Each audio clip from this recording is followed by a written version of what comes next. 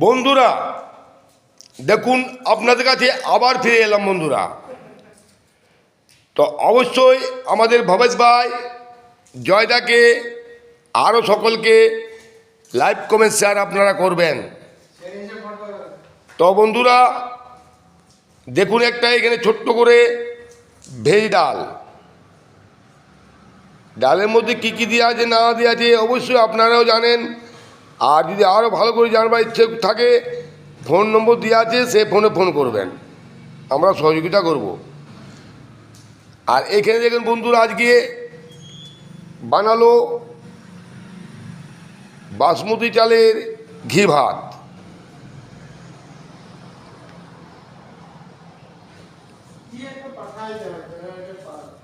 আর বন্ধুরা এখানে হলো